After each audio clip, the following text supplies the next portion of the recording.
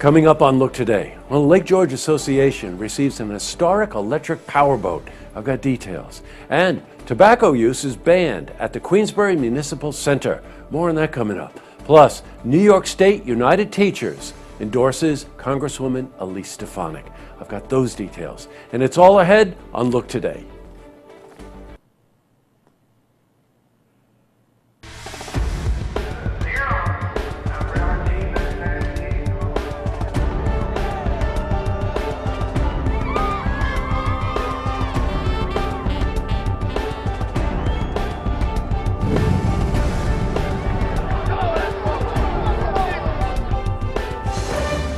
Welcome everyone, happy Friday.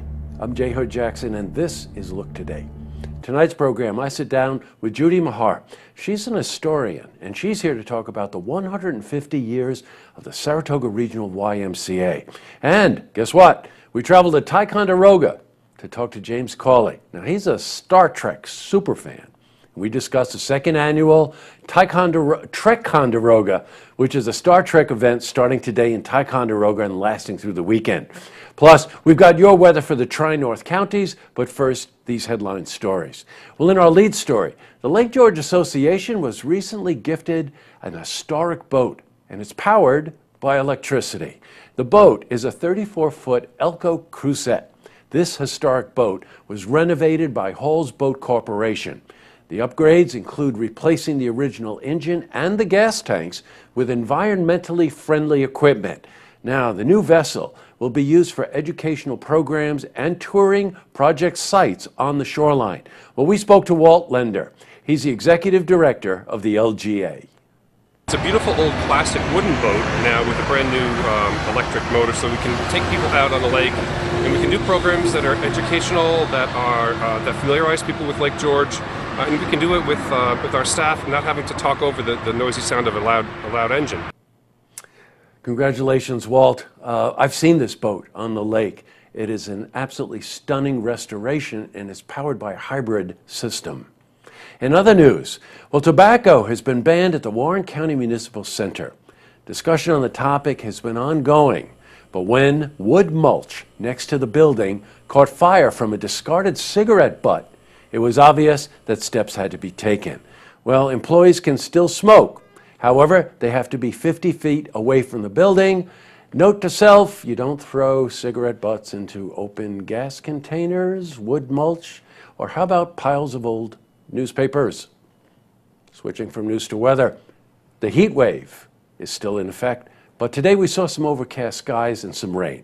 So let's see how the weekend is shaping up. For a more detailed look at our weather, we head to the Glens Falls Weather Center for a look at your first weather forecast.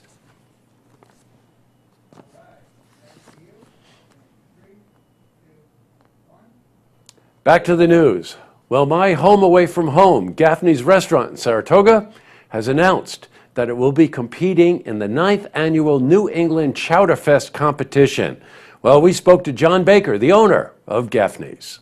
Well, you know, we've won the Chowder Fest this year, and we've won it 3 or 4 times at the Saratoga Chowder Fest, and we're going off. We got invited October 2nd, Sunday, to go out to the Connecticut New England Chowder Fest. So it's a great honor for us and to represent Saratoga.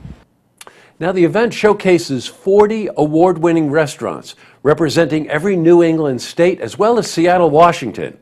And this year, Gaffney's will be representing Saratoga Springs. Now, the event will be held in October. We spoke to Kevin Myers. He's the head chef at Gaffney's. We're doing the same one we won with here, a Southwest shrimp corn chowder with a tequila bacon and crab popper wonton, and that we will be bringing down to Connecticut. You know, I eat lunch at Gaffney's every single day, and Kevin makes some of the best soups in the universe, including the spinach artichoke soup that he cooked up last week. In other news, New York State United Teachers Union has announced its endorsement of U.S. Representative Elise Stefanik for re-election. Well, Congresswoman Stefanik has been instrumental in representing the concerns of the teachers union, and her legislative action proves that. She has reauthorized federal K-12 programs such as Every Student Succeeds Act. Congratulations. Up next, I sit down with Judy Mahar. She's an historian, and she's here to talk about 150 years of the Saratoga Regional YMCA. Plus, we travel to Ticonderoga to talk to James Cawley. Now, he's a Star Trek superfan, and we discuss the second annual Trekconderoga, which is a Star Trek event beginning today in Ticonderoga at the Star Trek studios and lasting all weekend. You have to go up there and see the studio. But first, if you see news happening, you want to share a story idea, how about join us for an interview? Give us a call on the hotline. The number is 798-8000.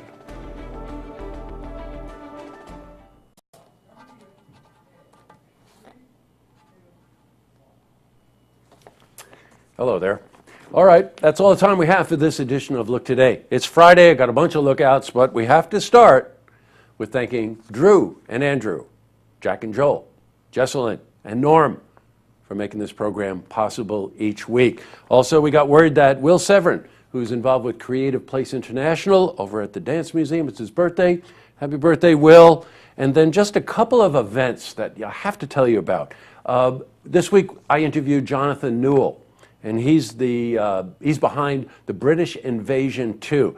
That's a concert series that's going on Saturday and Sunday of this weekend in Lake George Village at the new arts space, the Charles Wood space.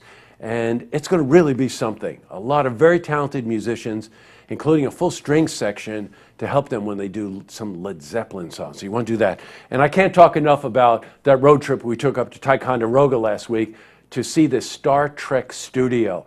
This is an exact replica of the original Starship Enterprise, including the bridge and sickbay and the transport room and the corridors and all this stuff. You will not believe that this place exists in Ticonderoga. And this week is the Trekconderoga event. So you want to head up there.